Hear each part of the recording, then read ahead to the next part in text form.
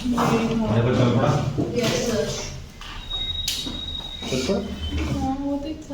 वहाँ का नहीं नहीं, यहाँ तो ब्रॉडकास्टिंग हो गई है। देखो ऐप में चेक करो, ऐप में सर ऐप भी नीचे थोड़ा पीछे है ना।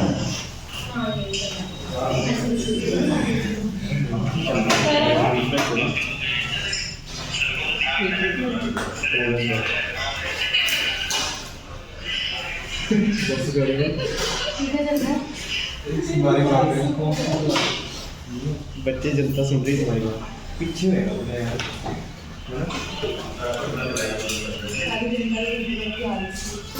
हाँ बिल्कुल।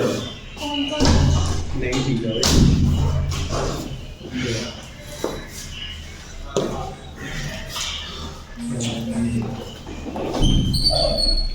चलो फाइनली तो आज प्रीवियसली जो हमारा टॉपिक चल रहा है ना streaming, yes sir.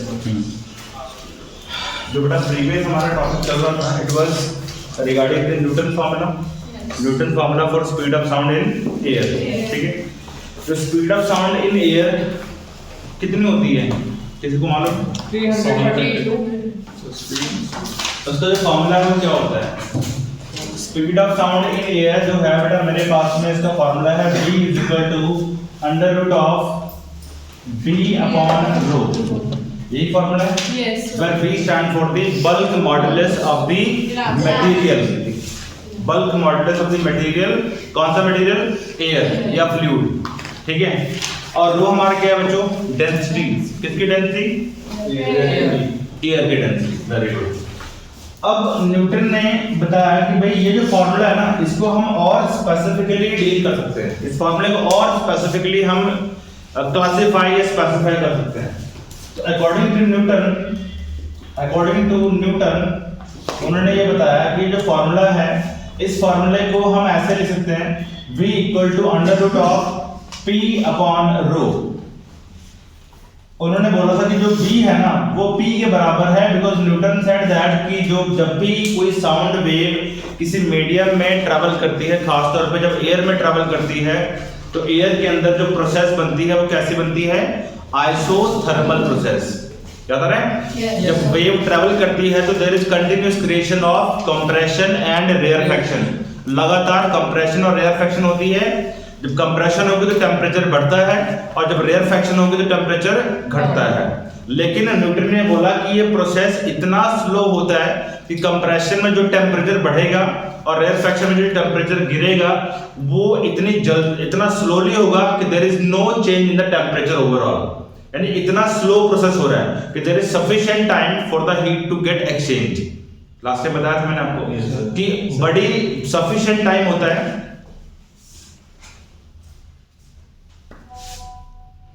Sir keep on loading.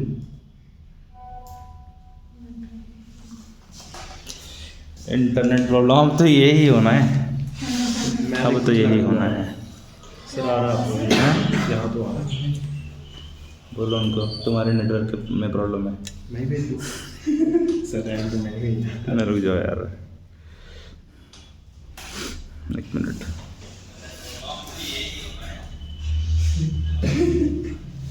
यार अब मुझे ना इधर के सर पासवर्ड आपके नेट में थोड़ा, उनके नेट में हो रही प्रॉब्लम हैं? आपके नेट तो ठीक ही चल रहा है, यहाँ तो क्लियर ही आ रहा है। लाइव करो ना। मोबाइल यहाँ पे कौन सा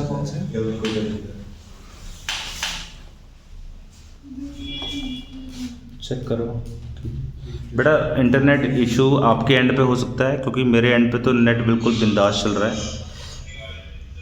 सही चल रहा है। न्यूट्रल है, सही चल रहा है ना बेटा? चेक, आपके एंड पे नेटवर्क का इशू हो सकता है।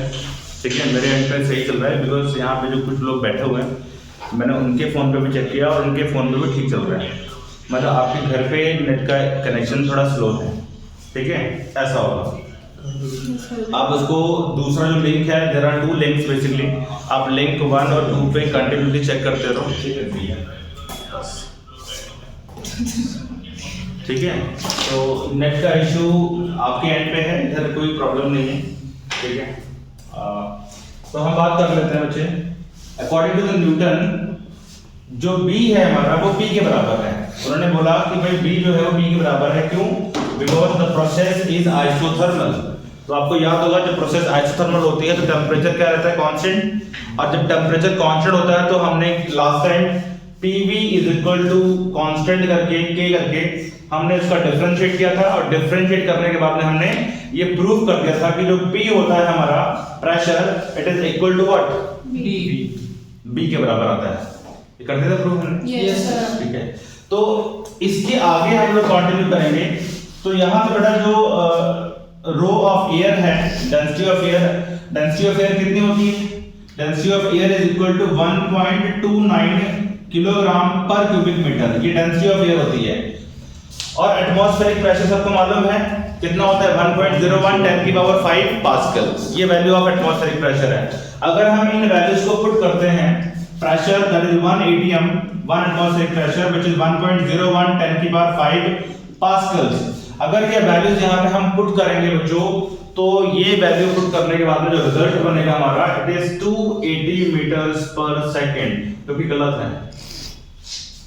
कि गलत है, ठीक है। असल में स्पीड ऑफ साउंड इतनी नहीं होती है। Speed of sound in air जो होती है वो होती है 330 से लेकर के 332 मीटर्स पर सेकंड, ये होती है।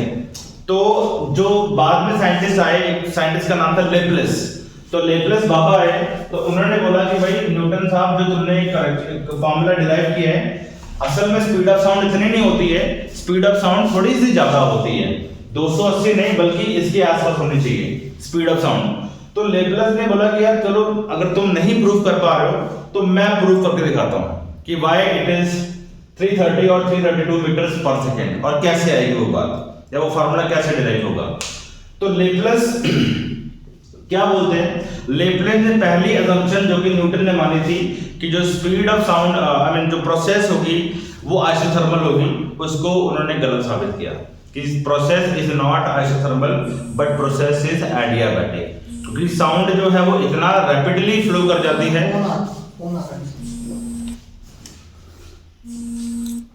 ये भी कम लगी है, क्या करूं मैं यहाँ पे?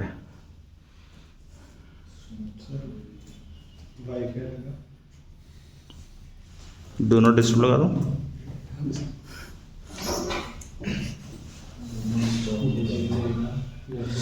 चलो चेक कर यार, तो स्ट्रीमिंग दोबारा चेक कर उसको। बैक चल रही है, नहीं बैक चल रही तो बैक वाला तो कोई वो चक्कर नहीं, नहीं। वो डिले है तो पहले चल पड़ेगा। चेक करना।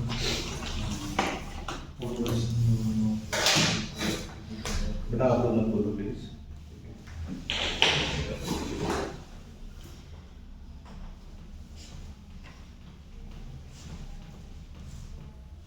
तुम्हारा जियो है सही सही चल रहा है बेटा। तुम्हारे एंड पे बार बार ऐसे call, please do not call मी, ठीक है, क्योंकि मेरा फोन स्टैंड पे लगा हुआ है और ऐसे क्लास डिस्टर्ब होती है और हमारा फ्लो भी खराब होता है। जिसके एंड पे प्रॉब्लम है मैं उसको शाम को यूट्यूब पे रिकॉर्डिंग भेज दूंगा, और इनफैक्ट आपके ऐप में ये वीडियो रिकॉर्ड भी हो रही है। जब आपके घर पे नेट सही चलेगा तो आप इसको दोबारा से देख पाएंगे, और नहीं तो मैं आपको यूट्यूब का लिंक भेज दूंगा शाम को अपलोड करके, ठीक है। तो लेप्लेस करेक्शन क्या है? तो लेप्लेस ने करेक्शन करी है, और लेप्लेस ने बताया कि भाई जो जब साउंड ट्रैवल करती है मीडियम के अंदर, the process is not isothermal. Laplace ने पहली बात तो ये न्यूटन की गलत साबित कर दी कि process is not isothermal, process is not isothermal, जो कि न्यूटन ने बोला था कि आइसोथर्मल प्रोसेस होती है, process is not isothermal according to Laplace, ठीक है। प्रोसेस क्या है इसके according? Process is adiabatic, adiabatic उन्होंने बोल दिया कि प्रोसेस एडियाबैटिक है, आइसोथर्मल नहीं है। अब एडियाबैटिक अगर प्रोसेस होती है तो इसका मतलब होता है आप लोग इन एडियाबैटिक प्रोसेस हीट एक्सचेंज क्या रहता है भाई? Zero. Very good, heat exchange हमारा जीरो रहता है। हीट का कोई भी एक्सचेंज नहीं होता, ना तो अंदर से कोई हीट बाहर, ना तो बाहर से कोई हीट अंदर, कोई एक्सचेंज ऑफ हीट अलाउड नहीं है। यानी कि there is net change in temperature, heat का एक्सचेंज नहीं होता। यानी कि जब भी गैस ट्रैवल करेगी, जैसे मेरे पास में ये है, अगर ये मेरे पास में साउंड है और साउंड इस मीडियम के थ्रू ट्रैवल कर रही है, गैसेस मीडियम है या फ्लूइड मीडियम है, तो यहाँ पे क्या क्रिएट होगा, कंप्रेशन, यहाँ क्या क्रिएट होगा, रेयरफैक्शन, कंप्रेशन एंड रेयरफैक्शन। इस तरह से ये मीडियम ट्रैवल मतलब कंप्रेशन और रेयरफैक्शन मीडियम में बनते जाएंगे। कंप्रेशन का मतलब क्या होता है, रीजन ऑफ हाई डेंसिटी, यानी कि particle come closer to each other, particle बिल्कुल पास पास आ जाते हैं। और रेयरफैक्शन का मीनिंग क्या होगा, कि पार्टिकल दूर हो जाते हैं। तो देखो भाई, आपको मैंने क्या बताया था कि जब भी गैस का कंप्रेशन होता है टेम्परेचर उसका बढ़ता है, और जब भी गैस का एक्सपेंशन होता है टेम्परेचर उसका घटता है। तो यहाँ पे जो भी टेम्परेचर में इंक्रीमेंट होगा, वो टेम्परेचर का इंक्रीमेंट जो होगा वो मतलब कि यहाँ पे ऐसे नहीं होगा जैसे प्रीवियसली क्या हुआ था कि टेम्परेचर में जो इंक्रीमेंट हुआ था वो ना के बराबर था, क्योंकि उसमें प्रोसेस कैसी थी, आगे थर्मल थी। तो जो भी कंप्रेशन और रेयरफैक्शन में टेम्परेचर का इंक्रीमेंट या डिक्रीमेंट हो रहा था वो मतलब कि कह लो उसमें चेंज ना के बराबर था, लेकिन इसमें टेम्परेचर चेंज होगा। यानी कि यहाँ पे अगर गैस का टेम्परेचर बढ़ रहा है तो यहाँ गैस का टेम्परेचर फॉल भी हो रहा है, तो टेम्परेचर में चेंज हो रहा है, वहां पे टेम्परेचर में चेंज नहीं हो रहा था, क्योंकि ये प्रोसेस इतना रैपिड है ना, इतना रैपिड होगा, यानी कि गैस इतनी साउंड इतनी रैपिडली चलेगी कि हीट को एक्सचेंज करने का मौका ही नहीं मिलेगा। एडियाबैटिक में यही बताई थी ना कंडीशन, कौन कौन सी कंडीशन थी एडियाबैटिक की, wall should be insulating, process should be sudden, एकदम से होना चाहिए, फास्ट प्रोसेस होना चाहिए। जब प्रोसेस फास्ट होगा तो हीट को एक्सचेंज करने का मौका नहीं मिलेगा। और न्यूटन के अकॉर्डिंग आइसोथर्मल में हीट आराम से स्लो हो जा रही थी, एक्सचेंज हो जा रही थी, बट इनके अकॉर्डिंग तो कहते हैं कि इतना तेज होगा प्रोसेस, साउंड इतनी तेज चलेगी मीडियम के अंदर कि हीट को एक्सचेंज होने का मौका ही नहीं मिलेगा। जब हीट को एक्सचेंज होने का मौका नहीं मिला तो there is net change in temperature. ठीक है, तो आप यहां पे लिख सकते हैं there is no time for heat to get exchange when sound travels through the medium। जब साउंड मीडियम में ट्रैवल करेगी तो हीट को एक्सचेंज करने का मौका ही नहीं मिलेगा, and there will be net change in temperature, temperature में बदलाव आएगा, टेम्परेचर बदलेगा, चेंज होगा। राइट, तो ये बात समझ में आ गई आपको? इसमें कोई प्रॉब्लम वाली बात नहीं। अच्छा, अब क्या सबको मालूम है जो एडियाबैटिक इक्वेशन होती है वो क्या होती है आइडियल गैस की? क्या होती है भाई adiabatic equation of ideal gas? As adiabatic equation of ideal gas is क्या होती है? P की power gamma equal to constant. तो पढ़ाई हुई डेरिवेटिव ने किया होगा, अब कुछ नहीं करना है, इसका डेरिवेटिव करना है। डेरिवेटिव करना आता है इसको, कौन सा फॉर्मूला लगाएंगे? इसको फर्स्ट फंक्शन, इसको सेकंड फंक्शन। तो बेटा u भी फॉर्मूला आता है ना, जैसे हम y u भी लगाते हैं ना, y u भी, इसका डेरिवेटिव क्या करते हैं? dy/dx first function into derivative of second function plus second function into derivative of first function, ये फॉर्मूला लगाएंगे। अगर मैं यहां से dx और dx कॉमन करके उड़ा दूं, कोई प्रॉब्लम वाली बात? यानी कि इसको हम डायरेक्टली ऐसे लिखते हैं dy u dv plus v dq। Clear है बात? तो अगर मैं इसी के बेस पे इस बात को लिखना चाहूं यहां पे, तो देखना क्या क्या लिखा जाएगा। ये शायद मैंने पहले ही बता दिया ना जब वो करवाया था आपको। बेटा ये फर्स्ट फंक्शन आ जाएगा into derivative of second function, derivative of second function करके देखोगे तो क्या बनेगा? पावर क्या गामा है, तो गामा सामने आ जाएगी, gamma v gamma -1 into dv। Yes नहीं समझ आया ना? पक्का? जो ऑनलाइन बैठे बेटा वो बता देना किसी को समझ ना आया। इस चीज को फर्स्ट फंक्शन हमारा एज इट इज आ गया बेटा। अब ये b की पावर गामा है, तो अगर x की पावर n हो जाए तो इसका फार्मूला क्या बताया था मैंने? इसका फार्मूला n x n - 1 ये होता है। तो यहाँ पे n आगे आ गया, ये n है हमारा, x n - 1 into derivative of this function यानी कि v। ठीक है जी, प्लस सेकंड फंक्शन कौन सा है? b की power gamma as it is into derivative of first function यानी dp equal to right side इस कांस्टेंट का derivative constant derivative by zero. तो इसको रीअरेंज कर लो, गामा पी इनटू वी की power gamma minus 1 dv equals to, इसको right में ले जाओ, माइनस वी की पावर गामा डीपी। बोलो जी क्लियर है यहां तक? ये डेरिवेशन तुम मान के चलो 99.9% एग्जाम में आने वाली है, और आप सबके पेपर मोस्ट ऑफली शायद ऑनलाइन ही हो जाएंगे। ऑफलाइन वाले जो कंडीशंस है वो कुछ दिख नहीं रही हैं, ठीक है? तो most of the schools are thinking of this thing कि ऑनलाइन पेपर ही ले लेंगे, 20 marks subjective 20 marks objective Google form, और उसमें तुम उस्ताद हो सारे जने, ठीक है ना? गूगल फॉर्म है, फाइनल पेपर भी फाइनल की बात कर रहा हूं मैं, ठीक है? दिल गार्डन हो गया ना। तो गामा पी हमारा क्या हो जाएगा यहाँ पे? Gamma P is equal to, इसको मैं इस तरफ से रखता हूँ लेफ्ट साइड, और इस वाली टर्म को मैं उसके डिनोमिनेटर में ले जाता हूँ। तो v की power gamma dp whole divided by v की power gamma minus 1 into dv, ठीक है? यहाँ से चेक कर लो कोई प्रॉब्लम किसी को। अब इसको रीअरेंज करना है, माइनस वी की पावर गामा, अब इसको ना उठा के ऊपर ले जाओ। जब इसको उठा के ऊपर लेके जाओगे तो बेटा इसकी पावर का साइन चेंज होगा। Yes sir. भाई वी की पावर गामा माइनस 1 है ना, इसको उठा के ऊपर ले जाओगे तो पावर का साइन बदलेगा, यानी प्लस माइनस में और माइनस प्लस में। तो यहाँ क्या है? प्लस में है ना ये, यस सर। तो यहाँ क्या होगा? माइनस गामा, और यहाँ माइनस में है तो ये प्लस में, और डीवी को इसके बड़े में रखो, कोई दिक्कत नहीं है इसकी, ठीक है जी? आज से तो काम है, जैसे क्लियर हो रही बात? Yes okay. ये मल्टीप्लाई नहीं होगा, हैं? मल्टीप्लाई नहीं होगा डीवी उधर जाके, क्या डीवी नीचे वाला ऊपर मल्टीप्लाई नहीं होगा। मैं ऊपर ले जा रहा हूँ भाई, नीचे रख रहा हूँ इसको, ऊपर ले जा नहीं रहा मैं, नीचे रख रहा हूँ इसको फिलहाल, ऊपर बाद में ले जाएंगे, ठीक है? अच्छा वो उसके खाली इसको लेके गया हूँ मैं, क्लियर है? अब बेस सेम पावर ऐड करेंगे। सर डीपी कहाँ गया? कहाँ पे? DP DP second step. अच्छा डीपी, हाँ सॉरी डीपी भी आया, वेरी वेरी सॉरी, डीपी खा गया था मैं, ठीक है?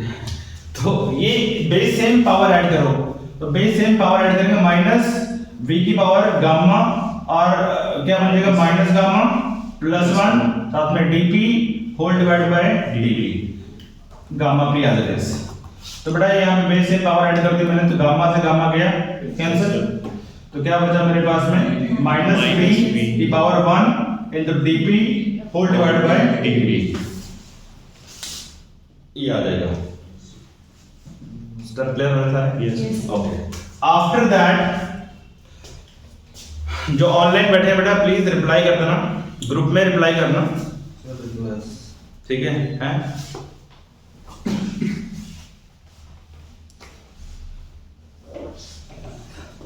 और प्रथम यार तेरे से यही उम्मीद थी कि you would be very much happy, ठीक है?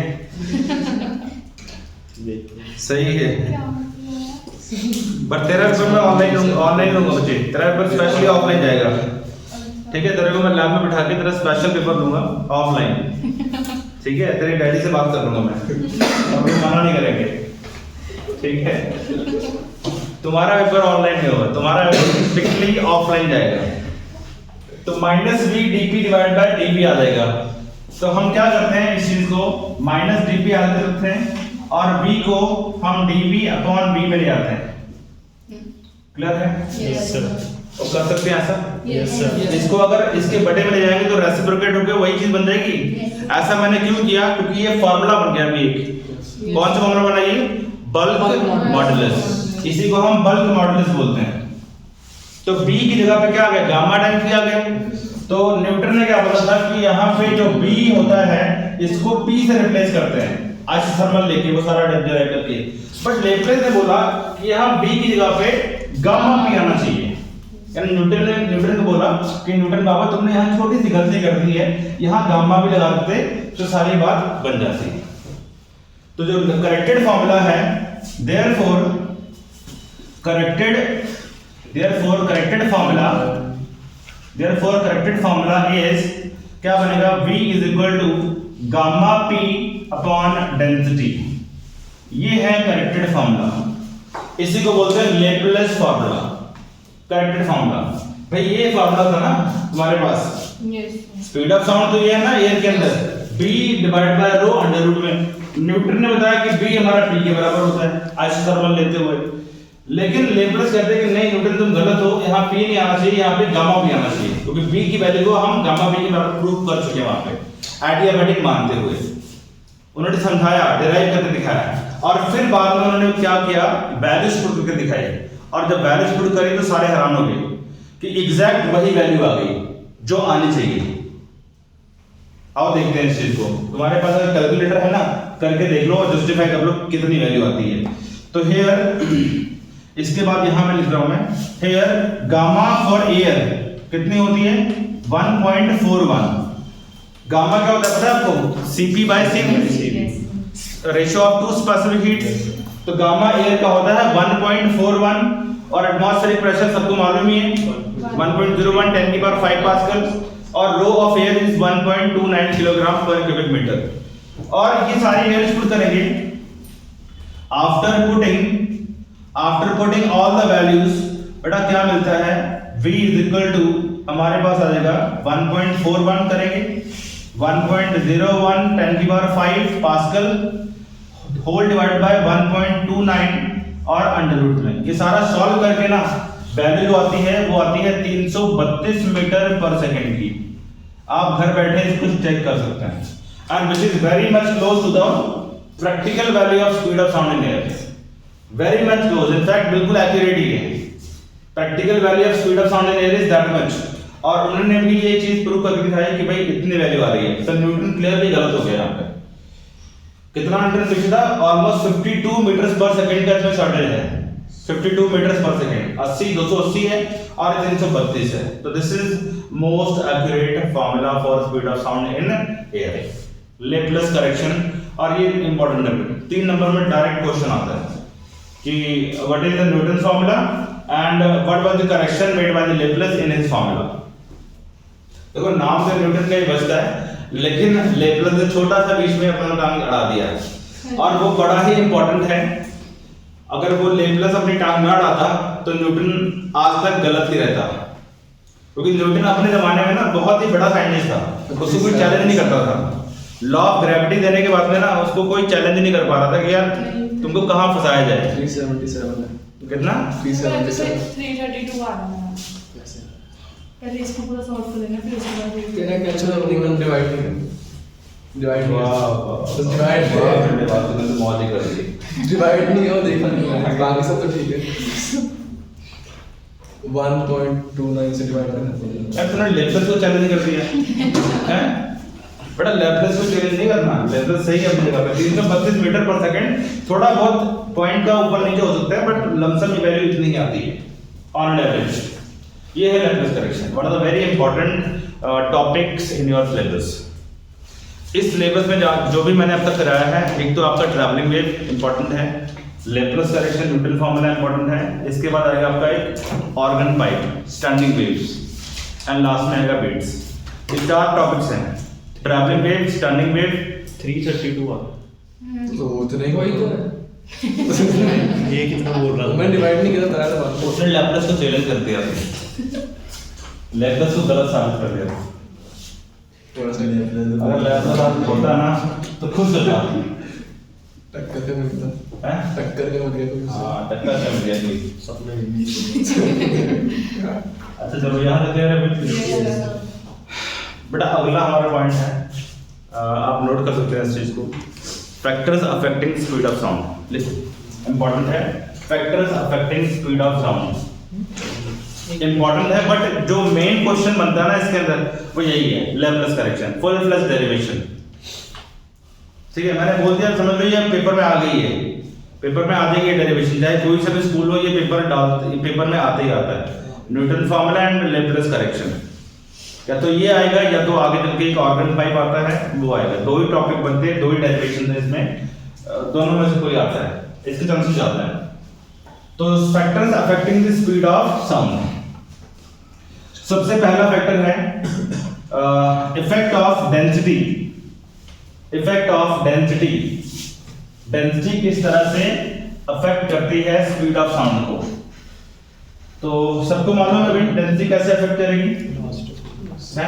अगर मैं चीज ज्यादा होगी तो फिर देखो अभी सबको मालूम है बेटा factors affecting speed of sound in air, ठीक है। देखो बेटा सबसे पहले तो जो फॉर्मूला है वो क्या है हमारे पास, P divide by rho, P divide by rho या P डिवाइड बाय रो, ठीक है। अब अगर यहाँ पे कुछ लोग बोलते हैं सर गामा क्यों नहीं लिखा, तो चलो भी गामा भी लिख देते हैं, बिकॉज़ लेप्लेस का फॉर्मूला फाइनली करेक्ट था, ठीक है। गामा क्या होता है अपना कांस्टेंट, गामा कांस्टेंट ही है, तो गामा को आप यहाँ पे एज ए कांस्टेंट लेके गामा को अगर नहीं भी लिखते तब भी कोई दिक्कत वाली बात इसमें नहीं है, तो गामा इज अगेन कांस्टेंट। तो आप देखिए अगर मैं पहला फैक्टर यहाँ पे डेंसिटी लिख रहा हूँ तो डेंसिटी का क्या इफेक्ट पड़ेगा, तो बेटा डेंसिटी क्या है देखो, V is inversely proportional to what, 1/2 ये हुआ, yes sir provided pressure should be constant, provided pressure is constant, pressure को कांस्टेंट लेना है, तो उस कंडीशन में डेंसिटी और जो स्पीड है वो आपस में इनवर्सली प्रोपोर्शनल है, यानी कि जिस गैस की डेंसिटी ज्यादा होगी उसमें स्पीड ऑफ साउंड बोलो कम होगी, ठीक है। More density but pressure should be constant. जैसे कि एग्जांपल ले लेते हैं, एक हाइड्रोजन गैस ले लो और एक ले लो ऑक्सीजन गैस, तो हाइड्रोजन और ऑक्सीजन में से डेंसिटी किसकी ज्यादा होने वाली है, ऑक्सीजन की डेफिनेटली, बिकॉज़ ऑक्सीजन का एटॉमिक नंबर ज्यादा है, तो हाँ मास भी ज्यादा है, मॉलिक्यूलर मास भी ज्यादा है, ठीक है।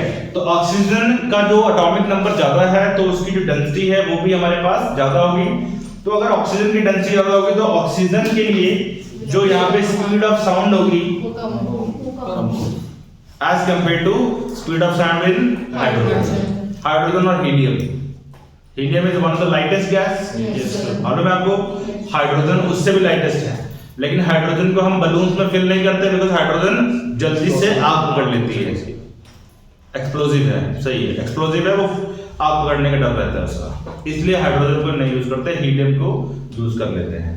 तो डेंसिटी क्या रिलेशन पता लगा आपको बेटा, कि जब जिस गैस की डेंसिटी ज्यादा है उसमें स्पीड ऑफ साउंड कम हो जाएगी, more density speed of sound कम, more density speed of sound कम हो जाएगी। दूसरा फैक्टर है प्रेशर का, इफेक्ट ऑफ प्रेशर, ऐसे लिख सकते हैं इफेक्ट ऑफ प्रेशर, प्रेशर का क्या असर पड़ेगा। तो कुछ लोग बोलेंगे बेटा कि सर प्रेशर जो है डायरेक्टली प्रोपोर्शनल है ना, लेकिन ऐसे नहीं बोलना, प्रेशर डायरेक्टली प्रोपोर्शनल नहीं है।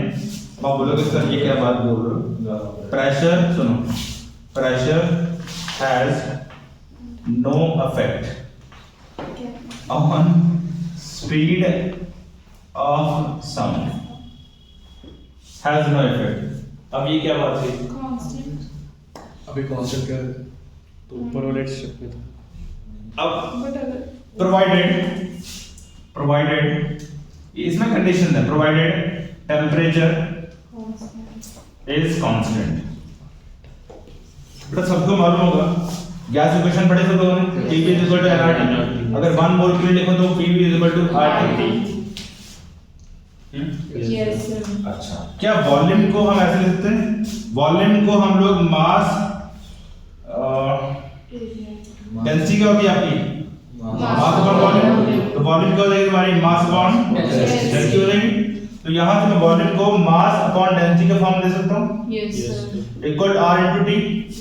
R क्या तुम्हारा, गैस कांस्टेंट, अगर इस मास को उठा के इसके डिनोमिनेटर में लाओगे दिक्कत वाली बात, क्योंकि गैस का मास तो कांस्टेंट ही होगा, यस सर, वो थोड़ी बदलेगा, R constant, M constant, T constant, यानी कंप्लीट फैक्टर क्या आ गया, कांस्टेंट, कांस्टेंट आ गया, यानी कि P बाय रो हमारा क्या आ गया, कांस्टेंट, लो जी, यानी कि पूरा का पूरा फैक्टर ही कांस्टेंट, तो V is not going to change with change in pressure, provided temperature should not vary, condition है, कंडीशन, अगर ये टेम्परेचर कांस्टेंट नहीं है तो प्रेशर का असर पड़ेगा, ठीक है जी, कांस्टेंट होगी, स्पीड ऑफ साउंड मतलब कांस्टेंट रहेगी, स्पीड ऑफ साउंड कांस्टेंट रहेगी हमेशा, नहीं नहीं नहीं, only when the temperature is constant.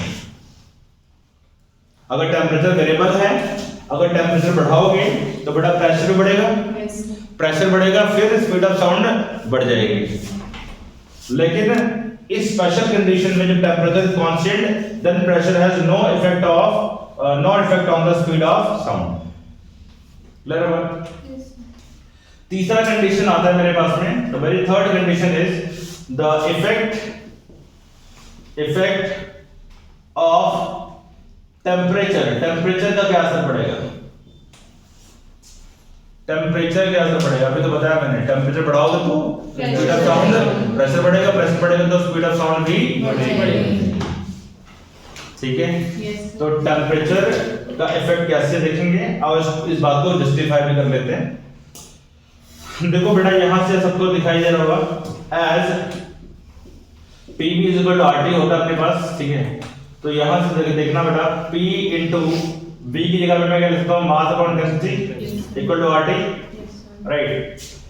अभी P by M into R into rho is equal to T। ठीक है, ये छोड़ो इसको, ऐसे आप इसको ऐसे लिख सकते हो कि P by rho is equal to RT divide by mass. यहां तक क्लियर है बात? ठीक है, आप वहां से ये जो इक्वेशन है, ये वाली इक्वेशन, तो इस इक्वेशन में देयरफॉर स्पीड ऑफ साउंड क्या लिखते हो, under root of gamma P by rho की जगह पे क्या लिख सकते हो, RT बाय M। R क्या है तुम्हारा, कांस्टेंट, मास क्या है तुम्हारा, कांस्टेंट, गामा क्या है, कांस्टेंट, तो किसके प्रोपोर्शनल हो गया, under root of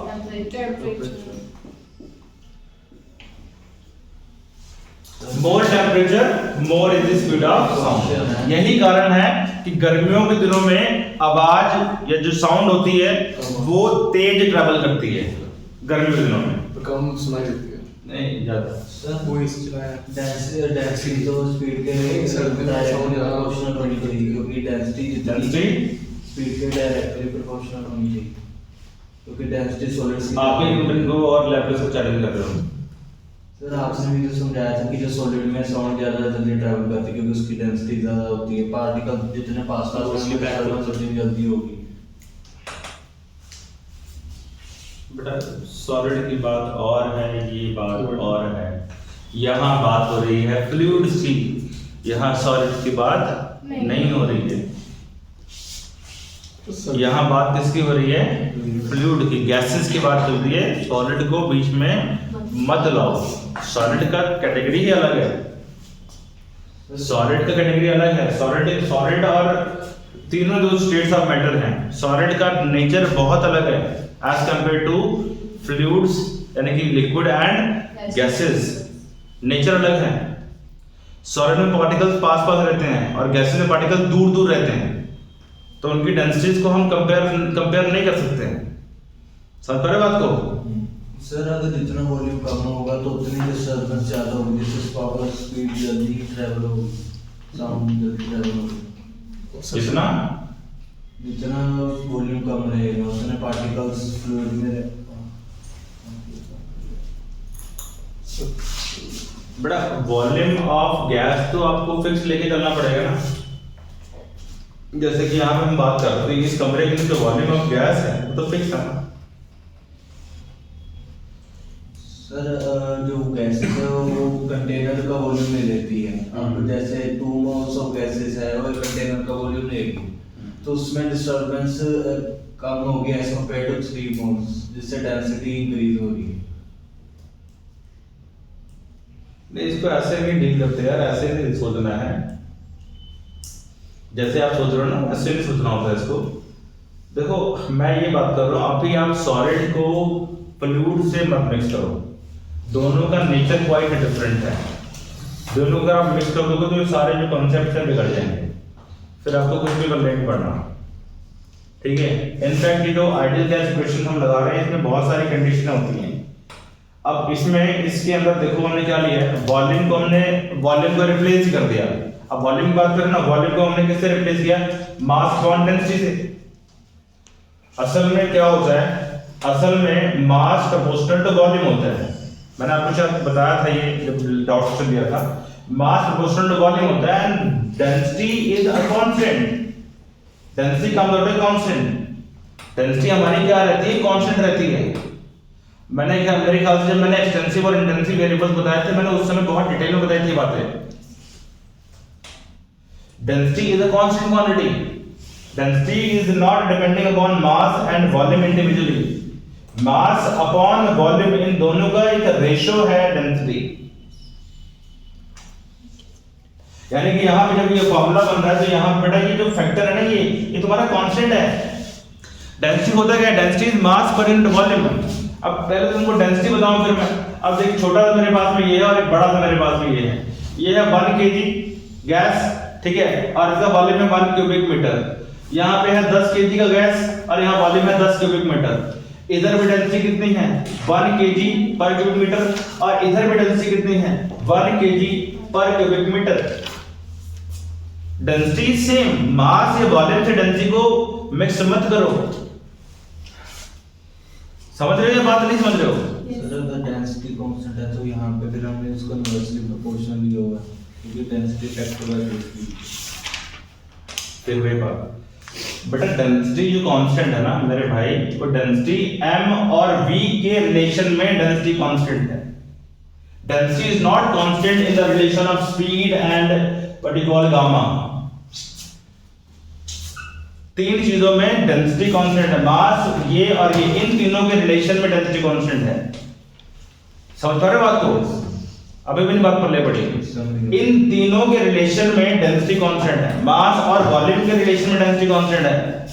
density is not constant in relation to speed. Speed एक अलग पैरामीटर हो गया ना, मतलब कहते हैं ना कि घोड़े की पूंछ गधे को लगा देनी, ठीक है, तो वो वाला काम हो रहा है अभी।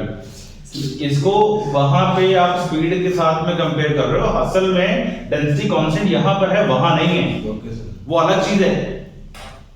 अभी भी नहीं पता लगा तो we will discuss after the class, क्योंकि अभी ऑनलाइन वालों का टाइम खराब हो रहा है।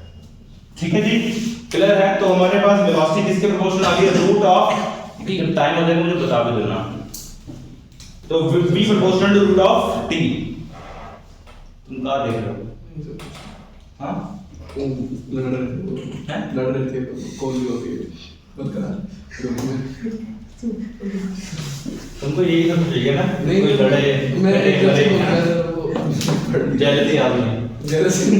चौथे नंबर पे हमारे पास क्या आ जाएगा, फोर्थ नंबर पे आ जाएगा effect of density, sorry effect of humidity. Effect, ये आखिरी है, इफेक्ट ऑफ ह्यूमिडिटी, ह्यूमिडिटी या मॉइस्चर, ह्यूमिडिटी या मॉइस्चर। ह्यूमिडिटी या मॉइस्चर क्या फर्क पड़ेगा? मॉइस्चर समझते हो आप? मॉइस्चर का मतलब क्या होता है? पानी की बुझाइश, वाटर फ्यूम्स, है ना? अब अगर हवा में पानी की बूंदें मौजूद है, यानी if the air is having moisture, देखो दो तरह के दिन होते हैं ना, एक होता है ड्राई डे और एक होता है ह्यूमिड डे। ह्यूमिड मतलब चिपचिपा है ना, जैसे जुलाई अगस्त का मौसम होता है, बड़ा ह्यूमिड वेदर होता है। आजकल सर्दियों में बड़ा ड्राई वेदर रहता है, तभी हम लोग बोरोप्रोस रगड़ते हैं ना हाथों में, कहीं वो खुश्की ना हो जाए, वाइट स्किन ना हो जाए, है ना। तो ड्राई डे और ह्यूमिड डे। देखो ह्यूमिड डे में क्या होता है बेटा, मॉइस्चर होता है एयर के अंदर, moisture is in air, air में मॉइस्चर होता है, और यहाँ पे no moisture in air, no moisture in air, यहाँ कोई मॉइस्चर नहीं होगा। देखो एयर की जो डेंसिटी होती है आमतौर पे, डेंसिटी ऑफ एयर कितनी होती है बोलो, 1.29 किलोग्राम पर क्यूबिक मीटर। और वहीं पे जो वाटर के वेपर्स होते हैं जो कि मॉइस्चर में प्रेजेंट होते हैं, वाटर वेपर, तो डेंसिटी ऑफ वाटर वेपर जो रहता है H2O वेपर, वो होता है 0.8 किलोग्राम पर क्यूबिक मीटर। 0.8 यानी कि जो मॉइस्चर होता है ना, जो पानी की जो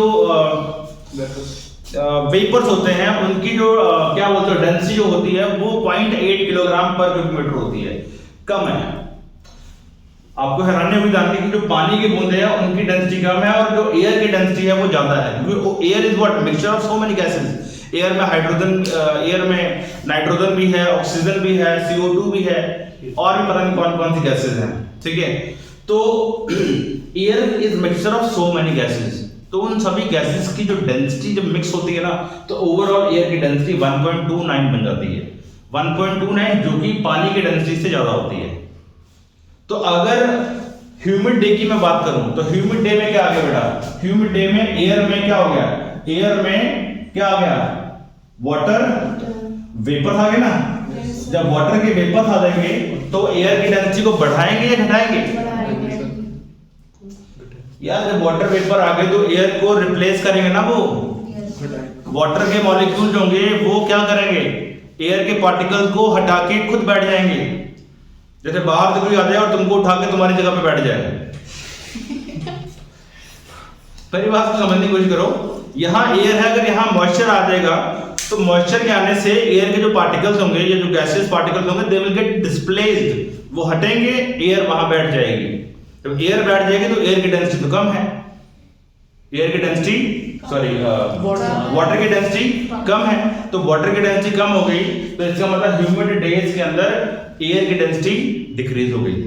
तो ह्यूमिड डेज के अंदर एयर की डेंसिटी ऑफ एयर क्या हो जाएगी बेटा, डिक्रीजेस, पर यहाँ पे density of air increase as it is. तो अगर डेंसिटी ऑफ एयर वहां पे डिक्रीज हो गई तो डेंसिटी के घटने से वेलोसिटी इंक्रीज, इसीलिए ह्यूमिड वेदर में साउंड जो है वो इजीली ट्रैवल कर जाती है।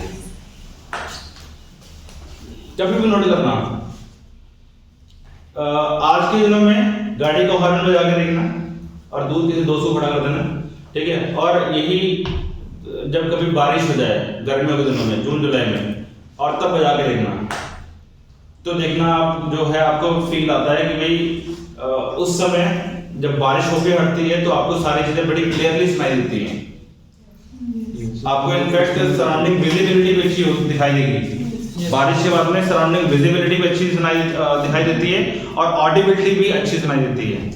विजिबिलिटी अच्छी क्यों होती है? बिकॉज जो एटमॉस्फेयर में जो पोल्यूशन पार्टिकल्स होते हैं वो पानी के पार्टिकल्स के साथ में नीचे बैठ जाते हैं, और उस समय वाटर में मतलब एटमॉस्फेयर में मॉइस्चर आने की वजह से ये फैक्टर आ जाता है, डेंसिटी एयर की घट जाती है, डेंसिटी घटने से स्पीड ऑफ साउंड बढ़ जाती है, जिससे इजीली सारी चीजें सुनाई देना शुरू हो जाती है, यानी clarity of sound in atmosphere बढ़ जाती है।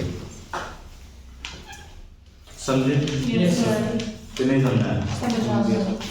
ये है। अब आज की डेट में कभी भी नोट करना, मेरी तो ऑब्जर्वेशन काफी अच्छी है। मेरा घर ना रेलवे लाइन के पास में है, तो रेलवे लाइन से ना मेरा घर से railway line hardly IPS school है ना, आपको पता होगा, इंटरनेशनल पब्लिक स्कूल, उसके जस्ट थोड़ा सा पहले ही है, तो वहाँ ना पास में से रेलवे लाइन गुजरती है। तो जब मैं कभी छत पे ऊपर बैठता हूँ रात में, ठीक है, तो गर्मी के दिनों में मुझे ना ट्रेन की पासिंग साउंड सुनाई नहीं देती, बट जब सर्दियाँ होती है ना तो मुझे पासिंग साउंड बड़ी क्लियर सुनाई देती है कि जैसे लगता है जैसे बगल में से ट्रेन जा रही हो, इतना शोर आता है ट्रेन का, मतलब इतना क्लियरली जो साउंड है वो सुनाई देता है विंटर्स में, और खास तौर पे जब धुंध पड़ी हो। जब धुंध पड़ी रहती है तो धुंध क्या होते हैं, basically water droplets, vapours atmosphere में चिपक जाते हैं या जम जाते हैं, ठीक है। और ऐसा होने से क्या हो जाएगा, एयर की डेंसिटी कम हो जाती है, एयर की डेंसिटी कम होने से स्पीड ऑफ साउंड ज्यादा हो जाती है, तो वो क्लियरली आपको चीजें सुनाई देना शुरू हो जाती है।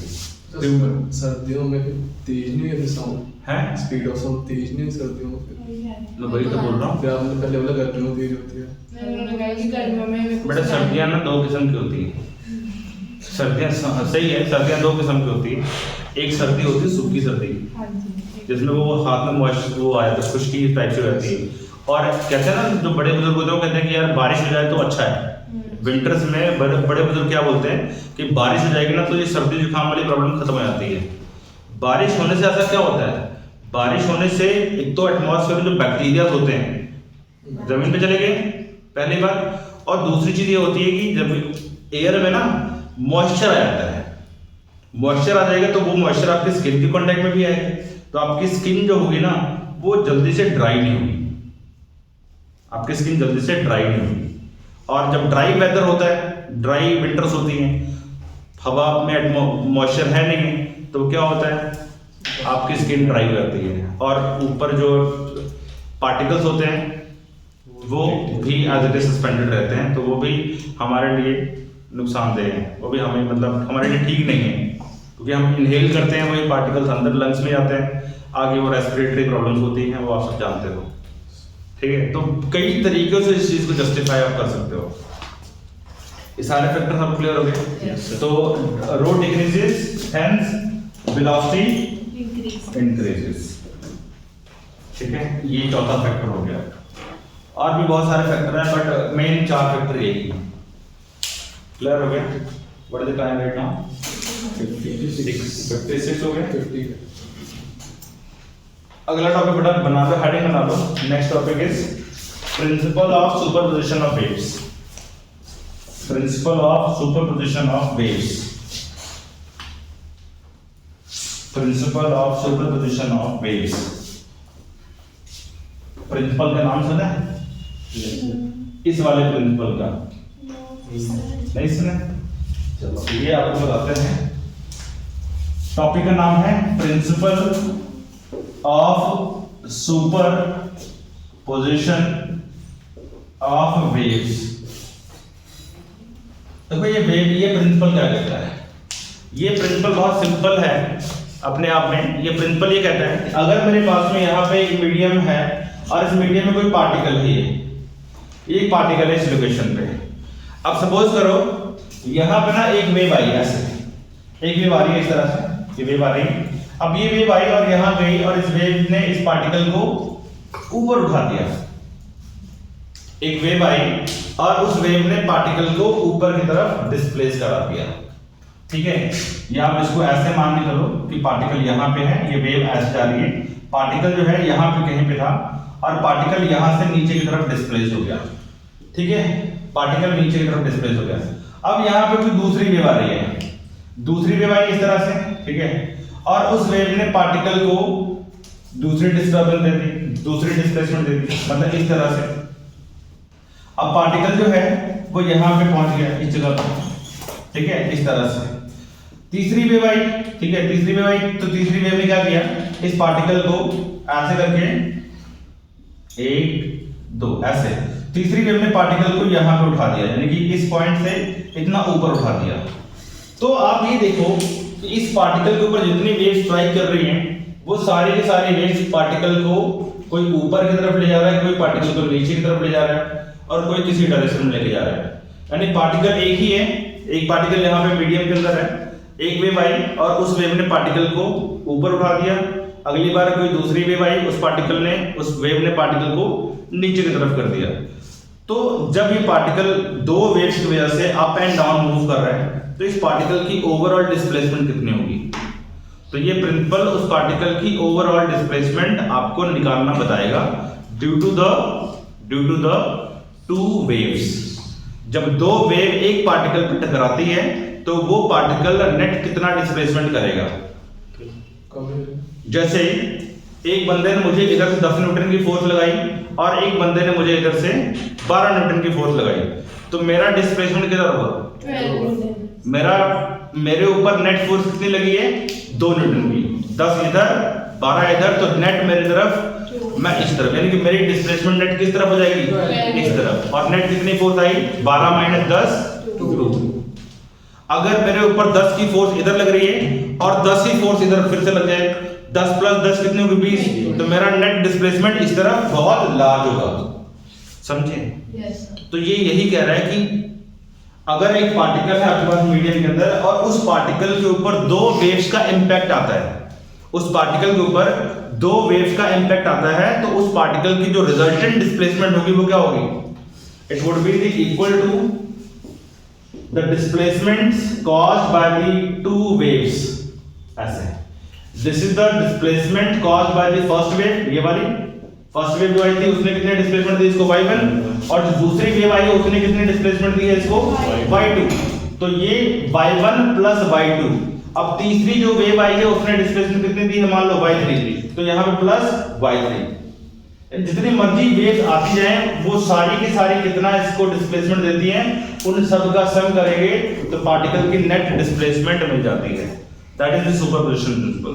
और इसको कल दोबारा से मैं बताऊंगा, आज थोड़ा सा इंट्रोडक्शन दिए, कल इसको डिटेल में हम लोग एनालाइज करेंगे। Okay, done.